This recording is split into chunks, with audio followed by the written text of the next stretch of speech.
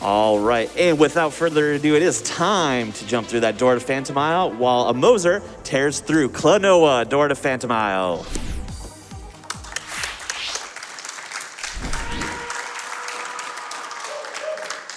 All right, so we already sat through the 2-minute unskippable cutscene, so I'm ready to go whenever. Shall I just give a countdown? All right, 3, 2, 1, wahoo. All right, so Klonoa, Door to Phantomile. There's a new remake coming out of it very soon. It's a fantastic game, so if you haven't checked out the original or the previous remake that came out about 10 years ago, I really, really encourage you to give it a try. It's as fun as it looks. Handling most of the commentary for me today is going to be Alice, another great top 10 runner of this game. And let's do this. I'll turn it over to you, Alice. Hi, my name's Alice. As Most mentioned, I've run this game a few times before. It's a pretty fun game. It's kind of like, I guess the best way to describe it is like a 2.5D platformer. So the game world is in 3D, whereas all the enemies and sprites are in like 2D. But it does mean that you can do some kind of interesting things using kind of the different perspective that you get and having stuff in the background that you're not really supposed to interact with. But we can do that in kind of creative ways later on. The start of the run is like relatively chill. There's going to be like a lot of kind of intended platforming going on. There's going to be like a few small things that happen, like at the end of 1-1 here, for example, you can do a very small corner cut to kind of like skip just walking around a small section. So that's like a small example of what's to come. You've got like the 3D and 2D interactions there. Yep, I tried to do that ending the fancy way, and it didn't go great, but you know, it happens. It's all good, right? A lot of these time saves in the early game of like Door to Phantomile are very like small, and then we get to like the big flashy stuff kind of halfway through the run. So plenty of that's to watch out for.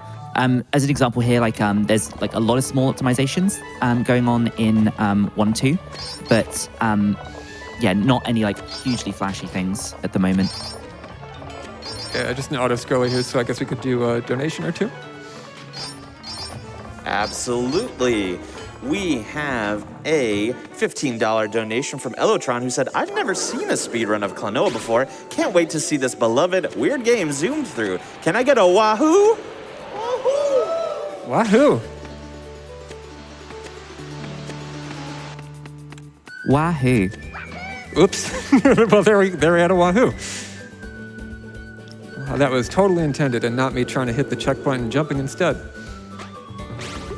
Absolute maximum wahoo content. This section here has like a cool little like optimization towards the end. There's going to be like a rock with some moves bouncing in front of it, and you can kind of like thread the needle a little bit. It's really, really awkward though. Essentially, like you can kind of like throw an enemy right through those moves, but yeah, it's really, really tricky. Yep, you can see it didn't quite go the way we necessarily wanted. It's a really precise, annoyingly precise jump for the first level in the game. But here we have the first boss. The bosses are probably by far the hardest part of the game. This one's not too bad. The rest of them are terrifying. Yeah, definitely. And there's like RNG involved in the later ones as well. There's a small amount of RNG in this one. This boss is kind of like, you want to enter it with as much health as possible because you're going to be taking like a lot of damage boosts to try and like speed this up. The boss is only vulnerable from the back. So you'll see Emoto grabbing enemies, taking a damage boost, running through, and then hitting the like boss in his big red weak spot. Yeah, that was good. There's a little RNG manip you can do at the beginning there to get the first move into turning the right way, so you don't have to worry about doing quite as many risky damage boosts. And fortunately, yeah, I got it timed out. Yeah, you want to try and make sure that you have like as much health as possible, because like one mistake there can start costing like quite a bit of health, and yeah, especially when you're new to running the game, like I was a while ago. You could definitely like lose a run there to just dying. Anyone can lose a run to that. It happens. Yeah, definitely. Like, so 2-1. We've got kind of like this like autumn aesthetic in the forest. Basically, we're trying to work out why the forest is so like dry and like lacking in life. So there's going to be like a small like optimization coming up in a bit. Essentially, there's going to be a room where there is a leaf that we want to get onto, which is on like a cycle from when you enter the room. We're just coming up to it now. And basically, Amos is going to be doing some very specific movement to get on that leaf on the way down instead of having to wait for it to go all the way down and back up. You get just enough height. And then going for our first door clip as well. I'm going to let Amos explain these because, they're very, very interesting. This one's trolling me a little bit, so I'm gonna go do this the intended way. Don't want to get too messed up by that one right away, but you'll see how long it takes to open the door. The key was right there, so we're really not losing much time. Would have been nice to show that one off, but it was trolling me a little bit. But the basic idea behind door clips is, and wall clips in general, we're going to see quite a few of them coming up, is the game evaluates the hitboxes for the enemies a frame later than it evaluates the hitbox for Klonoa, which means, I'm in a bit of trouble here. I missed that heart too, but that's okay, we might be fine. Evaluates the hitbox for the enemy Klonoa is carrying. Gonna be a little safe here. A frame later, which means if it detects that the enemy you're carrying has clipped into the wall, it tries to push you inbounds, but you have a 1-frame window to turn the other way, and the game gets tricked into thinking you're clipping in the wrong direction, so it pushes you further out of bounds. And so with that door clip that I was trying to do there, if you on the exact frame that you are intersecting with the frame of the door, which is the only thing you can get the enemy inside, if you turn the other way, it will just push you right through the door. And we're going to see plenty more where that came from, so it's not a big deal that we missed out on that little one. I'm going to try and do this section here without... Absolutely. So this section is, this is one of those like very, very cool sections when it goes well, because as you can see, Emosa has an enemy right now, a little moo, we can use to skip this puzzle. So getting that enemy through that section means that you don't have to grab like an extra moo on the way down. We did it anyway for no reason, but it happens. Oh yeah, absolutely. Just demonstrating what like the intended route, right? Yeah, exactly. Exactly, And there's going to be like a lot of stuff in this game that is kind of taking an enemy out of like the area you're supposed to have it, or like carrying it through an area that you maybe like wouldn't be expected to have it, and then like using it to bypass a puzzle in a creative way. This game does have a lot of puzzle solving like elements to it, especially if you go for like 100% category, for example, where you would have like a lot more of the kind of side routes and stuff where you've got extra collectibles to pick up. But we kind of bypass as much of that as we can, because as fun as puzzles are, they are generally not very fast. So we want to be going as fast as possible and skipping as many of them as we can. Nice damage boost there through that big enemy. These shield enemies are the worst, especially the large ones. The large enemies, you can only kill them by throwing a moo into them. So shielded enemy is obviously going to be really, really frustrating to deal with. So being able to take a damage boost there is really, really handy. And now we're coming up towards the end of 2-1. And we are going to be entering Cursed Pamela, who is one of the most frustrating bosses. It's very fortunate that she's early game, because there's a like element of RNG involved, and it's kind of like getting like the perfect execution with good RNG is really, really tough. So this boss is going to be very interesting. You see King Seedorf on the back there. He is our moo, essentially. He is what we're going to be using to throw at Pamela. And like that was a really, really good first one. So you can grab him off of her back when she's charging at you, which is the optimal way to do things. Sometimes she'll do that bubble attack, which is sadly bad RNG. And Seedorf is going to jump off at that point and stand on a spike ball. So that's kind of the intended way to fight Pamela. But we're going to be speeding things up by trying to grab him off her back if we can. And then also the like super cool strat that Emosa does, which is grabbing Seedorf and then throwing him back at Pamela like that, catching a hitbox under the water again. That's a really, really cool strat. It's a really nice throw. So that was a really good boss. Got a little bit trolled by RNG, but really, really good. Yeah, getting two quick hits like that feels really, really, really nice. So that was fun. Yeah, definitely. It's like you watch like a top level run of this and they get like really good RNG and it goes like flawless, and then you try it yourself and you just realize how difficult it is to do that. So now we have 3-1, and we mentioned about door clips earlier. 3-1 has a couple that we're going to be seeing. It is really, really like punishing stage, potentially. There's basically like, so Moshe's mentioned how they like work like previously, so we won't cover that. But there's like this really like interesting strat that is like different on like PS2 compared to like PS1. So that's going to be like interesting to see if that goes well or not. Yeah, because I learned on the PS1 version, and this is a port.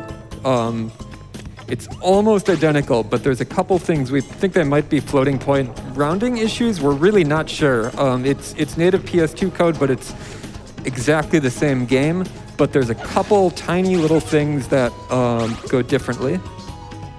Nice, we got that clip. That doesn't save a lot of time at all, but it's really hard, and it was awesome to show off. Obviously, I still had to get the key for that one, but the next one's going to be a little more substantial and a lot harder. Yeah, so this is one that on PS1 is kind of the preferred method. On PS2, there is a like a different clip you can do. But I believe Emos is going for we're going for the PS1 method on PS2, which is really, really awkward. Yep. So just trying to get these little one-frame movements into the door, essentially, using the Moose hitbox to just like start there we go, really good stuff. That is the hardest clip in the game. I cannot believe that went that well. That was beautiful. That was amazing. Like, just keep doing that. Problem solved, right? Yeah. And also, you get to keep the moo there as well, and you get to skip the little waiting on those little mice things as well. That's really, really good. So there's an example of using a moo in an area you're not supposed to use it. But yeah, this is like most people's first introduction to door clips, and it is quite the tricky one. Just gonna give him This one's some concentration time. A little easier than the other one. Not that I'm necessarily showing that off right now.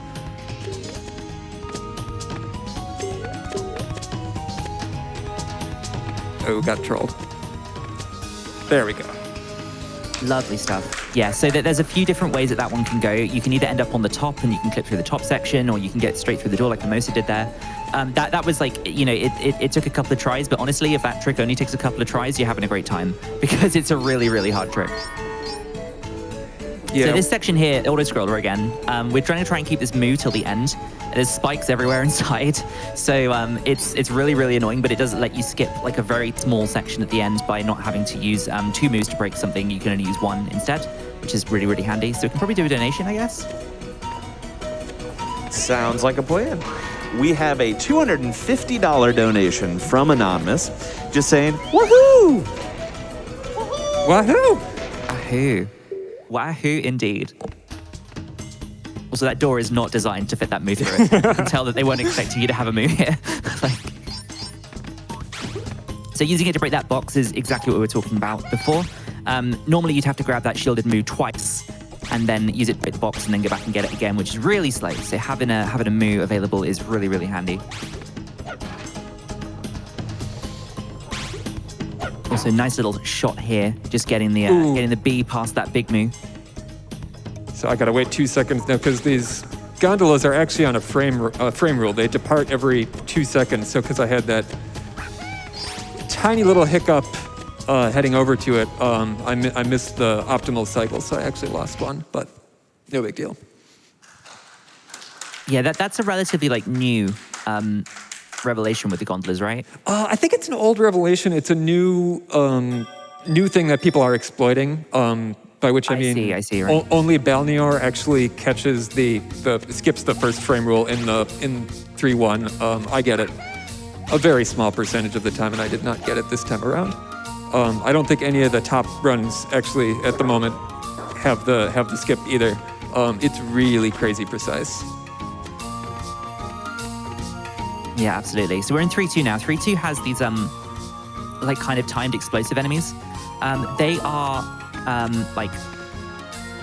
somewhat useful because we're going to be using them for a couple of animation skips. So we've kind of seen one animation skip / clip earlier, and we're going to be seeing it now coming up on 3. It's coming up at the start of 3.2 here.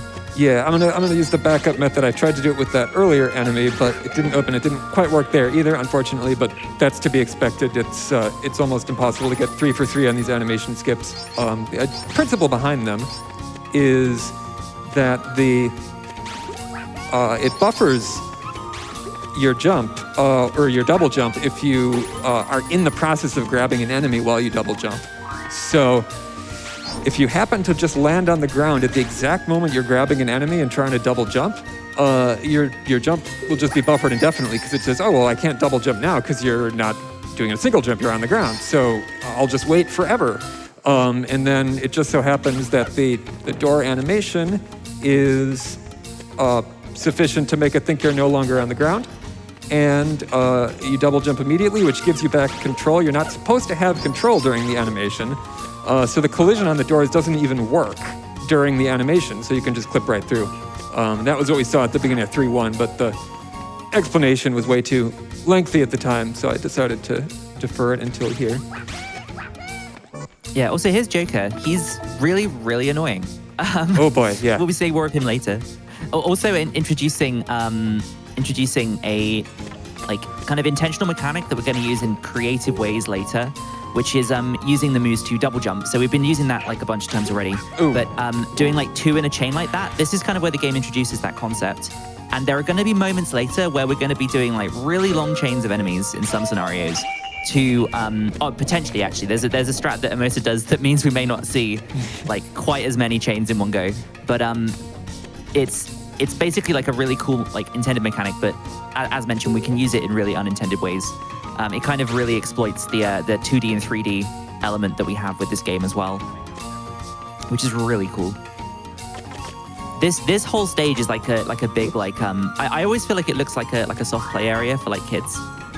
Yeah, it's really, I mean, I love this stage actually. I think it's probably I think this is the stage that my friend was playing when I was introduced to the game. So it's particularly special to me. It's also particularly tragic because you'll notice this is the room we were in the first part of the stage, and you would think that if you could squeeze an enemy through one of those doors, you'd be able to double jump up here and skip the whole stage. And we just recently found a human viable way of getting an enemy through. There was a TAS way, but not a human way, but we finally found one. But this platform is frozen right here when you don't have the gear mechanism moving. So even if you double jump and get onto those conveyor belts early, you get stuck there. And because you wasted your enemy, you still cannot skip the whole stage. So very, very tragic. I still hold out hope that we will figure out a way to skip the whole stage because we are so close. But for now, still not doing it. So if you are interested in some glitch hunting, that is a thing to look at because I really think it's going to happen sometime. We've gotten closer and closer. Yeah, it's like it's really cool that they had the idea that, you know, we need we need everything to like respond to activating the switch, right? But from a speedrunning point of view, you'd almost rather that they just had that one room be like locked and not like tied into it at all. Anyway, this is Gelgbomb. Gelgbomb is really, really annoying. Okay. The fastest way to kill Gelgbomb is It's not that. Somewhat tight. Oh yeah, no, yeah, not that. Sadly, so. Once something goes wrong in Gelgbomb, it all becomes like a bit of a free-for-all, which is very frustrating. But essentially, he has like these attacks, like this big orb that he's sending at Amos right now, and then this jump attack as well, which is very slow. You can kind of bypass all of that with some really, really like precise like jumps and enemy hits and stuff, but they are really hard to do. So we're just kind of taking a more intended route to Gelgbomb now. Yeah, we're still gonna do that end strat if we're lucky. Oh yeah, you got the moves in just the right place. Oops, except now I can't. Yeah, there we go. Nice. Oh, there you go. So that's like really, really challenging, especially considering that Emosa learned this game, as mentioned, on like the PS1 version. The PS2 version is different in terms of how enemies behave when they hit Gelgbomb and where the hitbox is and stuff like that. So yeah, it's all like very like different. A big difference I discovered because is it can crash. I had it crash twice in practice, so the fact that we didn't have to reset, that's good enough for me. I am happy with that. Yeah, you know what? Not crashing is a good thing. This is 4-1. 4-1 has 2 of the most wild skips in the game. So this one here is really, really awkward to do. And then we have like the kind of big skip at the end of the stage. This is another wall clip. Almost fell in the void, Lovely but stuff. didn't. Yeah, if you fall in a place the game doesn't intend you to, you kind of just fall in the void for ages. So not only is it time loss because you died, it's time loss because you have to wait for the game to work out where Klonoa is, and then like move you to the checkpoint. A little bit low on health here, so I think Mace is going to get a little bit careful. Yeah, playing it very safe there. Yeah, absolutely. I do not blame you at all. There you go, nice refill. Yes, I missed it. Yeah, please get it. Don't do this to me. All right, so that means unfortunately we can't do the crazy version of the skip because we triggered that enemy early. So we're going to use the backup method. A shame, but not a surprise. The crazy version is super, super inconsistent anyway, so we were very unlikely to see it. Hopefully we'll see the correct version sometime soon. That was not quite it. So as previously mentioned, you can chain a lot of double jumps together, and basically by killing enemies in this particular order and standing in these particular places, going for these particular double jumps, Emoso can get a lot of height and get all the way up to the stage exit, which is directly above us. So because, again, the game is like a 2.5D platformer, you've got... oh, so close. So this is a really hard trick. I threw the enemy. I threw the enemy and made it break where it wasn't supposed to, which I was about to do again. So I'm going to just try this again. Getting a little trolled here, unfortunately. Getting very trolled here, unfortunately. We're going to die. It may seem like there's like more opportunities to do things than it seems, but you have to consider where all the enemies are in their respective cycles because they all move around. Oh gosh! And you need them to be in like the exact positions that you want. Yeah, just a bit of a choke here with the timing on the getting the wind bullet to come out.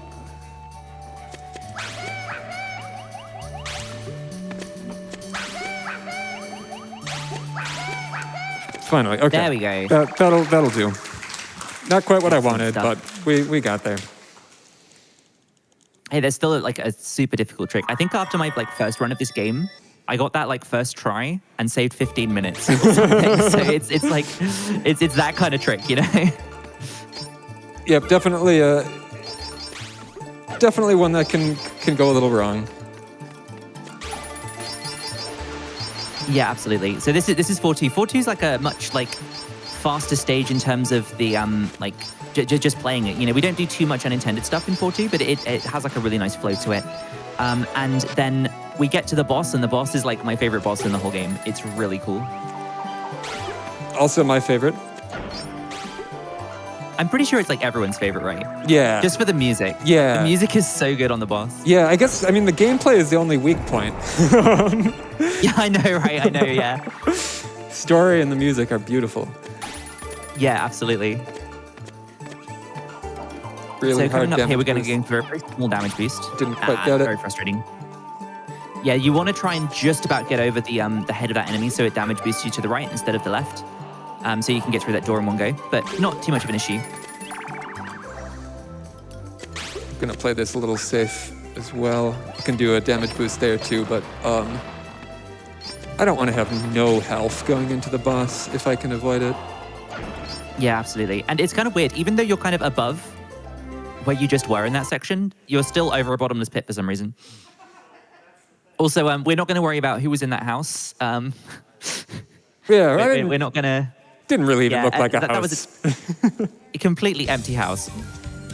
No one that Klonoa is emotionally attached to in that house at all.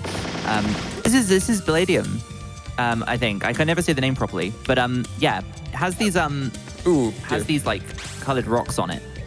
Each of these like refers to a different attack, and they are the weak points. So we want to be going for. I think at the moment. I'm just going for like the attack cancel strat. Exactly, yeah. And unfortunately, it lost us a bit of time, but we did get to see it. So we canceled his yellow attack there. He was going to summon an enemy, but we just stopped him from doing that. Yeah, and the yellow attack is the worst. So even if it loses a tiny bit of time, it's quite a relief to not have any yellows left. You'll see with the other hits that Amos is going for 2. So ideally going for 2 on that attack cancel hit as well, just delaying it so that you can cut the yellow one off before it like appears. Getting a bit trolled, but we get to hear more of the music, so really this is the optimal way to do this. It's such good music.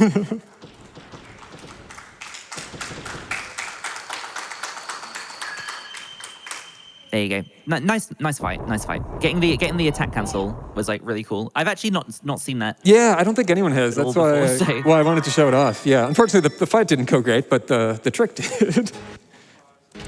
It's fine. It's not the worst fight to not go great, right? Like. Yeah. We're in 5-1 now. 5-1 has 4 different paths. You can approach them in any order. It is somewhat preference, although you kind of want the last one you do to be closer to the door, so either blue or green. We're going over to the red-blue side at the moment. It'll be interesting to see which one Amos is going for first. I know which one I would rather do first, but that's because I'm a big scaredy cat. Okay, Amos is not doing what I do. Amos is being brave. So getting a small damage boost here means that you can grab the Moo on the other side of the fire. Small optimization. You need the Moos here to hit these platforms. Don't do what I did and forget to do that and then get to the other side and lose your run because you didn't hit the platforms. And the lava in this game, by the way, we haven't encountered that yet, but lava kills you in one hit. So it's not like Spyro where you can like land in it and jump out again or whatever. Like it's just a death down there. So if you touch that at any point, you are back to the last checkpoint. So jumping over lava, even if it's simple jumps, very, very scary stuff. So there we go, there's the red orb. Nice damage boost at the end to get through the fire again. There's gonna be a lot of damage boosting through fire in this section. Oh, crossing over now. Interesting. Yeah, I do this differently every time. Do you actually? Oh, yep. Fair enough. I always have this set order because I'm scared and I do the ones I'm scared of first. It's somewhat, I'm right, don't tell me, but I'm gonna put my money on green. You got it. Okay, I think I picked kind of late to. Well, you know, I mean, yeah, that. You didn't know until I did the little checkpoint trick there, where you get the platform moving so you don't lose any time. Nice. So this trick is super cool. So we mentioned, you know, stuff in the foreground and the background. The game doesn't intend you to do what Emosa just did, but basically there was a checkpoint in the background. So Emosa jumped off, threw an enemy into the background, hit the checkpoint, and then immediately died because we jumped into a pit, and then respawned at the checkpoint, skipping the entirety of the green section and ending up right at the end there. So really, really nice stuff. Now we're crossing back over to blue. Blue is my least favorite one. It involves another wall clip, but I personally find it super inconsistent. And then even if you do get over to the other side, sometimes there's a couple of enemies there and they can really mess with you. And I just don't like worrying about blue. It's a really annoying one for me anyway. Yeah. This is just gonna do it first try and then I'll feel silly, but. Oh gosh, no pressure.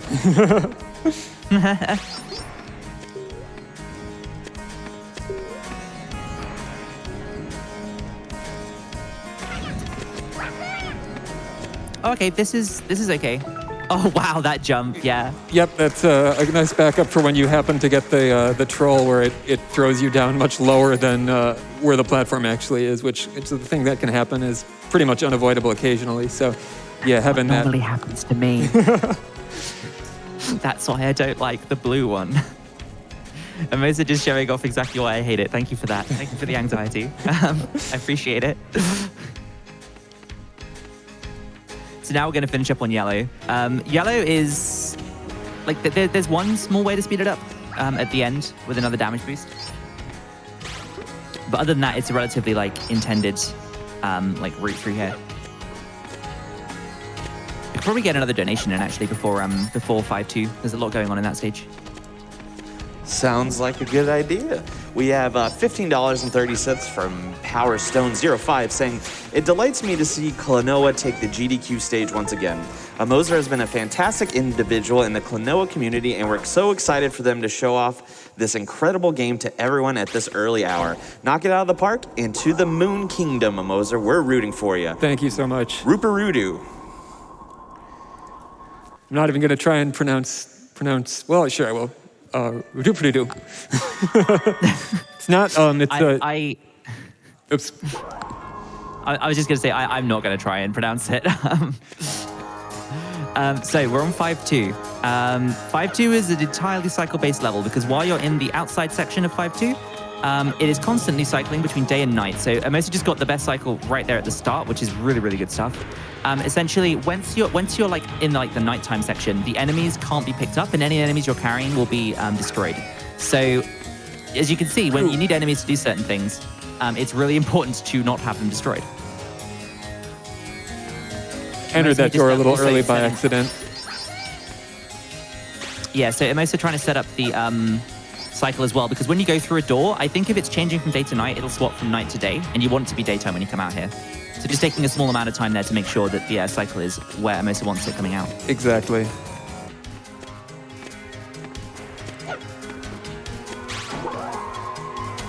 No one saw that. So first section done.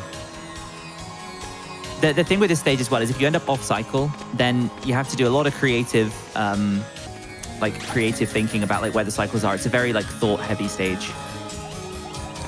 Also at nighttime, these platforms appear, which is going to be really relevant later on because there's a long section of platforms that we need to have for a decent amount of time so that we don't just fall down to the bottom again. Also, this is just evil. Like there's fire over a bottomless pit. If you get hit, you'll fall off. It's really nasty. Here, I think what the game intends you to do is to grab some enemies that spawn during the daytime. But instead, we can just damage boost through these guys, which is great. Grabbing an enemy here. The indoor sections are like they're not too bad. There's not really. I think there's like one wall clip in one of them that you can do, but it doesn't really save much time at all. Okay, so this is one of the enemies I mentioned before, and we want to get here during daytime. So that we can hit that switch. And Emosa are actually able to carry this enemy all the way through. That's really, really good stuff. If you can't carry that enemy through, then you can just hit the switch and jump off the platform as it comes back out. But yeah, that's like a really good execution.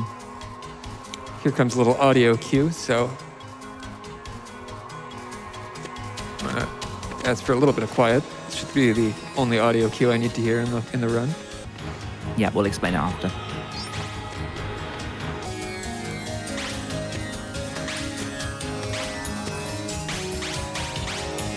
Might be too late, unfortunately. Oh, we made it. Okay. Hey, nice. So there is a tiny seam in that wall where you can grab that, move through it. So instead of doing the puzzle, you can just grab it. But the only way you can really tell if you're in the right spot is to hear if Klonoa's wind shot is like bouncing on the wall or not. So that's why we had to be nice and quiet for that one, just so that Emosa could hear if he was in the right spot.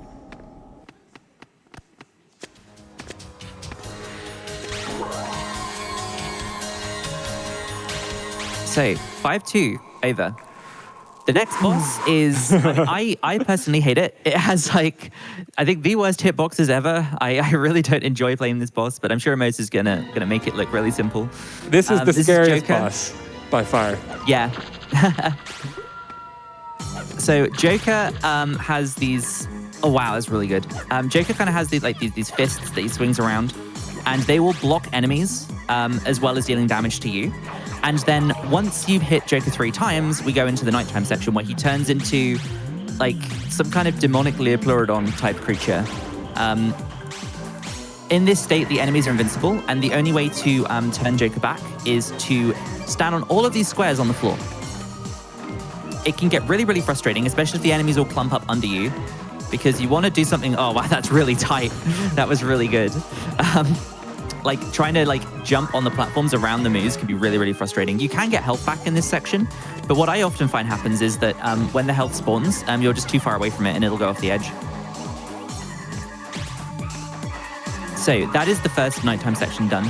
Joker changes his behavior every time as well. So I believe on the second time around, he starts jumping, or is that the third one? I don't even know. Not even going to think about it. No, he starts running this time. He jumps on the third one. The jumping is really annoying. He always just waits until you throw and then does it. You can also, I think that there's an element at this stage as well where when you move around, your perspective kind of changes slightly depending on whether you run to the left or the right, which can be really, really relevant when it comes to hitting Joker, because you can get some hits at angles you wouldn't really expect. But then you go to try it again and the angle's slightly off and then you just completely miss him. There's a lot of frustrating components to this fight. You vocalized the ooh that I was not even able to emit. That was a little creepy. Come on. So here we go, just standing on these platforms again.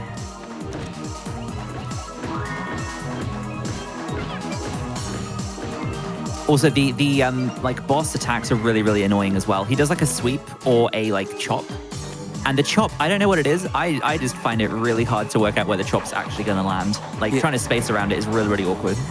Completely, yeah. There's just not enough. There's barely not enough time to really react to where it's going to be. So if you get down to no health and you can't tank that hit, sometimes you just have to pause the game and save your run. Yeah, like pause buffer it. Yeah. Anyway, there we go. That's Joker. We are through Joker. That is big sigh of relief. Yep. The remaining 2 bosses aren't too bad, but we've got some interesting stages to go through first. So 6-1 is kind of like, they kind of like with the Moon Kingdom to have like this kind of 4-sectioned areas where, you need to go and activate a switch to open another section and then a switch to activate another section. And turns out, because we can clip through walls with things, we can skip all of that. So what Amos is trying to do here is clip out of this room with the Moo. Even though you don't need to clip out of the room, turns out that the exit for this whole area that you would normally get to by clearing out all of these totems by hitting respective switches, turns out it's just up here. And if you can get a Moo where you're not supposed to, you can just jump straight up to the exit here.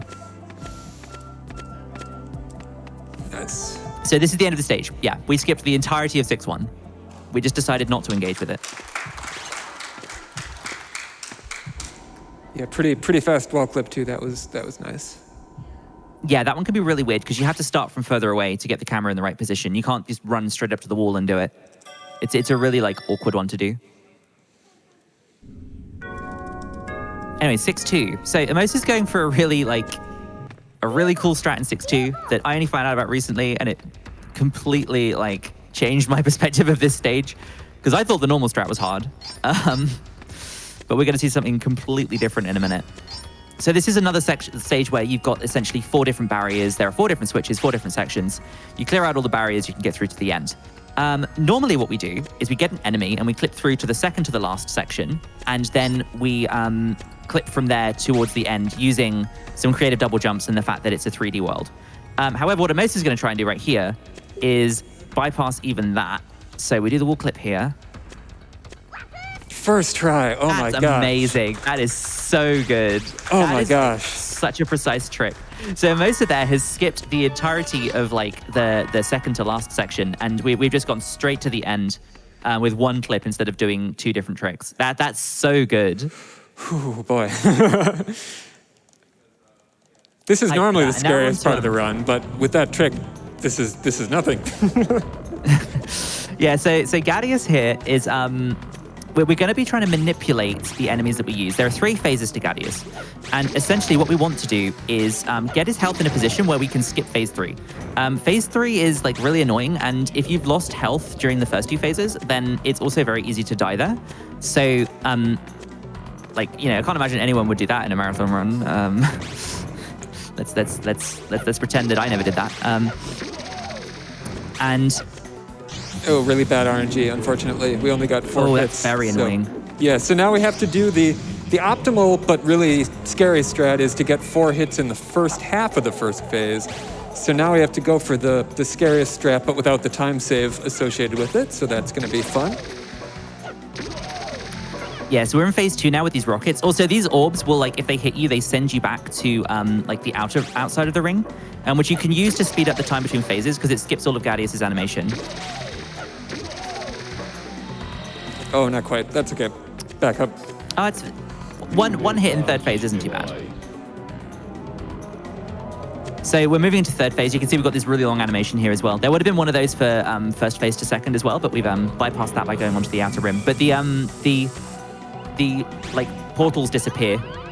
Oh, really nice early hit. So Gadius has this triangle, which he will throw around all over the place. You have to hit the corners to release the moves. But by going right up the side there, Emosa was able to get an early hit on it and release the enemies early, which meant that you could go for the hit sooner and avoid having to dodge the triangle, and it is just much safer. So we're on to the final boss. The final boss. This is Nahatom. He's a big purple guy. The first phase of Nahatom is somewhat annoying because it spawns the enemies. It doesn't spawn enough to kill him in one cycle. The idea is you have to load the enemies into these cannons. So he'll release these from the armor, and then he's gonna start doing this tongue attack. This is very annoying. You have to be very careful where you jump, and if it hits you, he has this really long animation where he chews you up and he shoots you out of his like weird like cannon thing on his back. So you just don't want to get hit by the tongue. It's really, really annoying. Oh, we lost the coin flip. It's not even that painful in terms of health. It's just, you know, loses a lot of time. Yeah, the tongue is the scariest boss in the game, I think. After Joker, of course. But yeah, we missed After Joker, yeah. Missed out on a task cycle there because we got bad RNG. You have to guess which way he's going to spawn the enemies, and unfortunately, I guessed wrong. So we missed the task cycle. It's literally a 50-50 shot. So unfortunately, nothing we could do about that, even if we tried our best. Yeah, absolutely. There's a few moments like that in the game where it's just, you know, it's a small amount of RNG, it loses a tiny bit of time, but it's just really annoying when it happens. Like, this is phase 2. Most is going to be taking an intentional death at the start of phase 2 because there's this really long animation that the face plays when it's like revealing its weak point or whatever. And we can skip that just by taking an intentional death and going back to the start of the phase. So here we have these crystals. These are the weak points. We want to hit the crystals with the moves in the most efficient way possible whilst dodging the face's attacks. This is somewhat of a chill phase. There's not an awful lot that can go wrong here, aside from like walking off the edge, but that's super unlikely. I'm definitely not jinxing this, I promise. Most don't walk off the edge, okay? I'm going to try not to. I'm going to try not to. We're going to do our best. Cool. We're going to see what happens. And then the second part, we've got this like big crystal that moves around. Just have to get a couple of hits on this. It moves around quite a lot and it can be quite awkward to hit if you're like new to the game. But if you know where to stand, then you can just wait for it to appear. So that's phase 2. We can skip part of the cutscene in phase 2. As soon as the floor disappears, we can go for a cutscene skip. There we go. And now we're on to phase 3. He is definitely a lot scarier looking than he was before.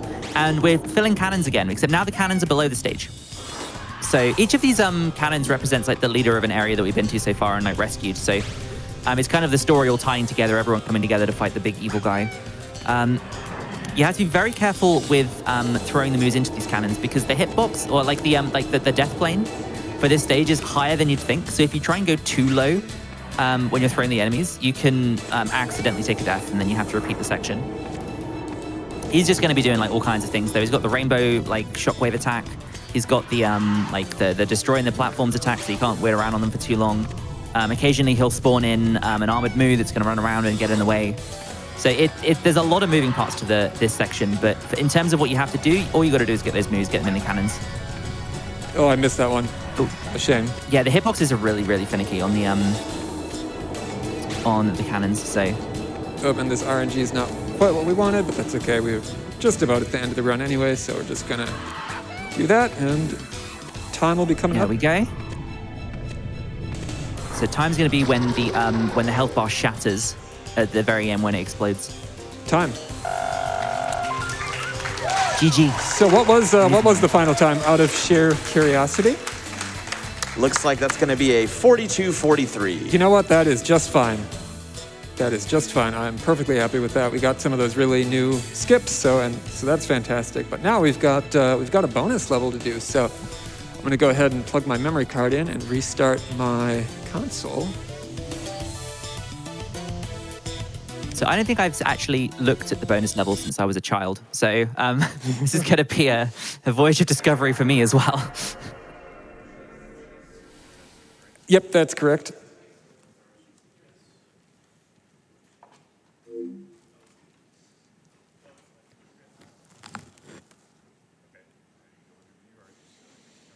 Awesome, yeah. I'm just going to wait for the console to finish turning on and then load the save file, and then eventually we'll get there. So I guess in the meantime, I'll do some shout-outs. I'm sure I'm going to forget a bunch of people, but first of all, everyone who donated, everyone in the audience, thank you so much for being here. Everyone in the wider Klonoa community as well, especially the Klonoa Mega Chat and the Klonoa Speedruns Discord, of course, which is my home base. Please feel free to come and talk to us there, and we'll do our absolute best to help you get running this game if you're interested. If you're interested in any of the Klonoa games, the Wii remake, the Game Boy Advance games, the Wonder Swan game, Moonlight Museum, the as yet released Fantasy Reverie series that's coming out in a week. Any of those, we're happy to talk about those. Particularly thanks to Balnior for kind of doing most of the routing for this game. Dill Wingo for helping me get the right hardware to be able to do this run, which otherwise would not have been able to happen. All the restreamers, particularly the French restreamer whose name escapes me, unfortunately, but thank you very much. And Nako22, who's the world record holder and is going to be actually hosting a little mini Klonoa marathon coming up in a couple weeks. There's not an English restream sorted out for that yet. There's hope for that though, so maybe come by and see us on the Discord, and we'll let you know where to watch that, because that's going to be fantastic as well. Yeah, that's about it for now. We're ready to do this bonus level, and then I'll finish up the shout-outs after that. So time's going to start right when I go through this door here. So 3, 2, 1, go. Yeah, so as mentioned, I haven't actually played this since I was a kid. So I am somewhat in the dark here. I think you get this from 100%ing the rest of the game, right? Like. Yeah, although it's the easy 100%, not the one where you get all the gems. You only need to rescue all the prisoners. And as you can see, that's right. There's an in-game timer here, and that's what we normally use for the speedrun. Let me just focus for a bit here. That's what we normally use for measuring the times.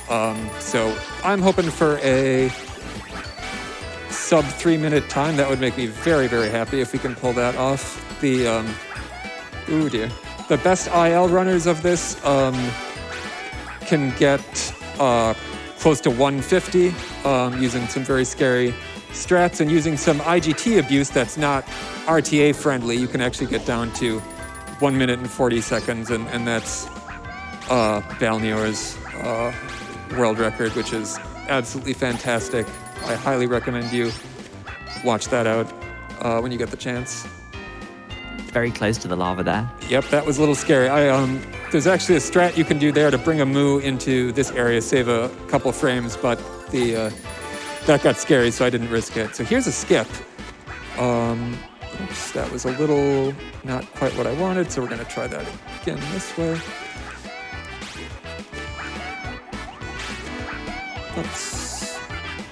Oops. Oh. We'll give that another shot. So what we're trying to do here is backtrack.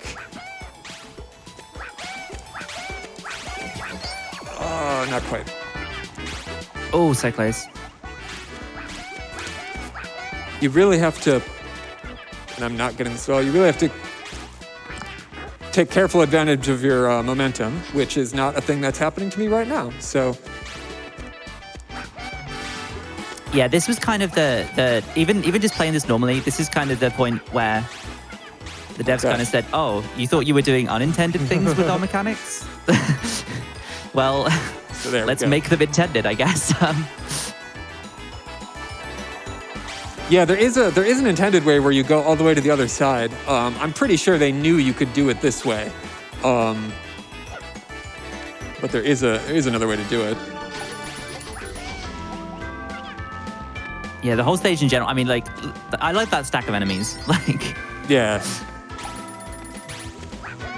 They just did, like, a lot of creative things with the movement in the game. It's really, really cool. Oh, the lava. It's very anxiety-inducing. Like, yeah, it's like if they took the drowning sound effect from Sonic and made it into a stage. Exactly, yeah. We're not quite gonna make the sub 3 minute, but we'll be pretty darn close, I think. Unless I die right here. I don't want to jinx us.